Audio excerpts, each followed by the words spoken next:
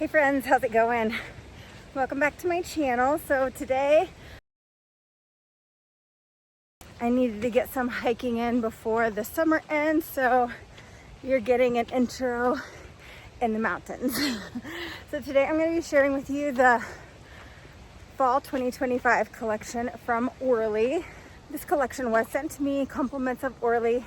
So thank you so much, Orly, for sending these my way. Now, without further ado, before I run out of breath, let's get right to these polishes. All right, so the description for this collection says, "Don't touch that dial. The fall collection is calling. These 6 shades exude the raw essence of the 1990s, capturing the fierce energy of the girl power movement and the curiosity of Y2K. Embrace the edgy allure of our grunge-inspired hues. From washed black to riot red, each color tells a story of resilience and empowerment. Say goodbye to conformity and let your nails be the canvas for the revolution." And first up here we have On a Break. On a Break is described as a purple gray tone white, as laid back and unpredictable as a 90s sitcom storyline. Okay, what was your favorite show of the 90s? Let me know in the comments down below. I feel like my favorite show was probably Seinfeld. Seinfeld was hilarious. Friends was also good. So yeah, Seinfeld and Friends were my favorites. So getting back to this polish, so On a Break is an easy 2-coater. This shade of polish is usually not an easy 2-coater, but this is definitely an easy 2-coater. And I really love this polish. I feel like I'm going to be wearing this quite a bit in the fall.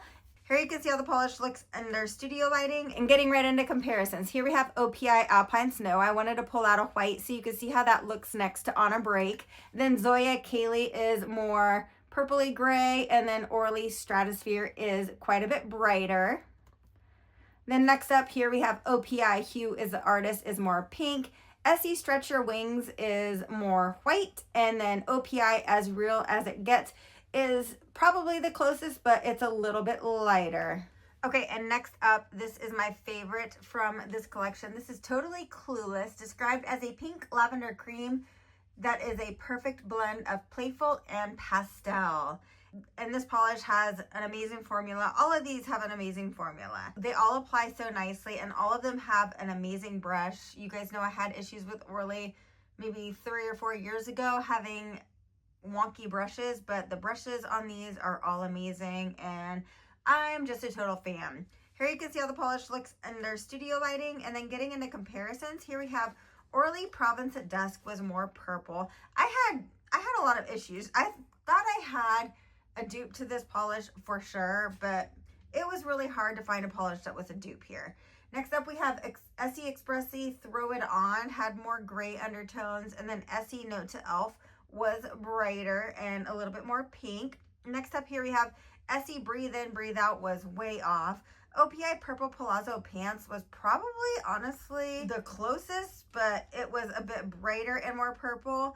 And then Essie Into the Abyss was more rosy pink, so no dupes there. And another polish I really love from this collection, this is How Tragic.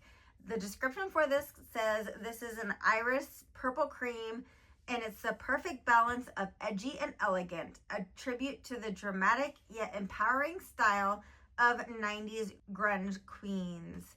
And this polish basically applies itself. It's perfection. I love how bright this polish is. Not necessarily something I would think of wearing for fall, but it is a beautiful polish nonetheless. Here you can see how the polish looks under studio lighting. Getting into comparisons, here we have Essie Cyber Society was darker. Orly Synthetic Symphony had, I don't know, had maybe a touch more blue in it.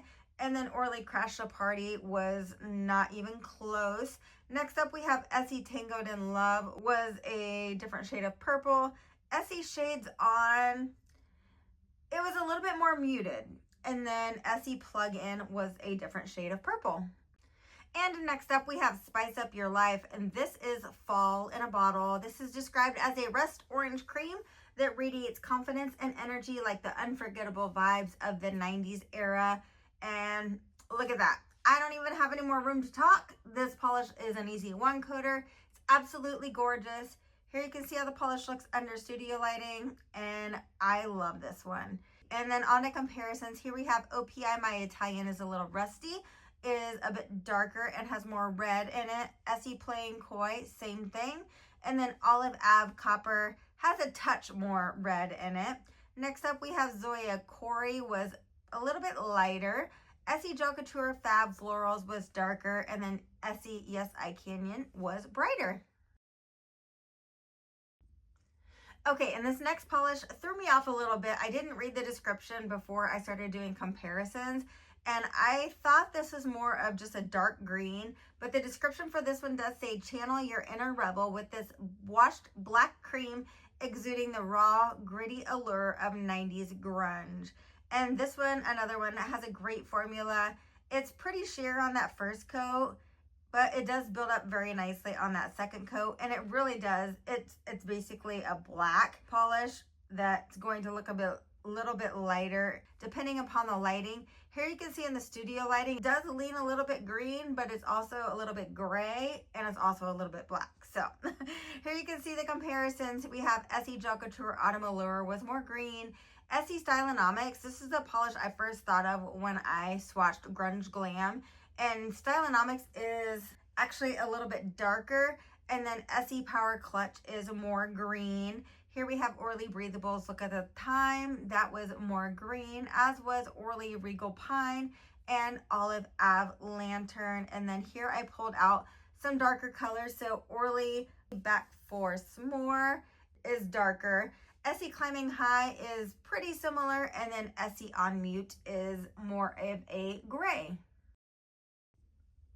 Okay, and then last up here we have the red from this collection. This is described as a juicy red cream, as bold and empowering as the iconic girl power movement of the 1990s. And this polish is called Girl Power. This is an easy two coater. It's a really pretty bright red. I think it will actually be perfect to wear around Christmas time. Here you can see how the polish looks under studio lighting. And I didn't do comparisons for this red because I really find it hard to do comparisons for red, and it's almost annoying. So sorry if you were looking for comparisons for this polish, but it's just a bright, juicy red cream polish that's gorgeous and applies like butter. All right, guys, so what did you think of this collection? Let me know in the comments down below, and then stay tuned. I have OPI Fall coming for you. It's amazing. I'm so excited to finally be excited about OPI. All right, you guys, hope you have an absolutely fabulous morning, afternoon, evening, whatever it is, make it great. Love you all. Bye.